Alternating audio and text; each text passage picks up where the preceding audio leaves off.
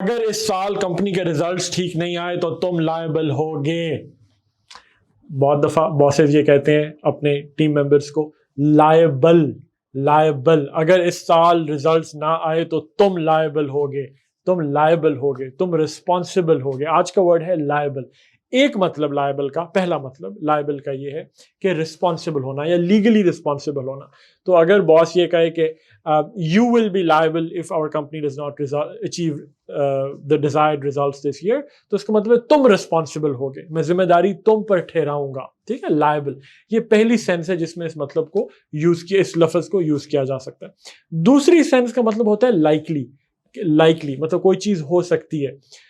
मसलन एग्जांपल देता हूं कि जी हर एकेडमी, हर कॉलेज, हर आफ्टर स्कूल ट्यूशन सेंटर वगैरह बच्चों को रट्टा लगा के इम्तिहान पास करा देते हैं। हैरानगी होती है ना, हर कॉलेज के बाहर या हर एकेडमी के बाहर हमारे ये बच्चे हैं, इनके ये first position, second position, third position board के अंदर, सभी के फर्स्ट सेकंड थर्ड आए होते हैं। सब ने नीचे लिखा होता है बेस्ट फैकल्टी और सब ने लिखा होता है ये मेन्यू 50 डिग्री हम सारी कराते हैं। ठीक है, करा दिया, चीटिंग करा के, रट्टा लगवा के पास करवा दिया। अब जब ये 5 साल बाद बच्चे भी खुश, माँ बाप भी खुश, 5 साल बाद जब नौकरी लेने गए तो लग पता गया, क्योंकि रट्टा लगा के, चीटिंग करा के तो इम्तिहान पास किए हुए थे। अब रट्टे से जो बेचारों ने इम्तिहान पास किए थे, असल लर्निंग हुई नहीं थी।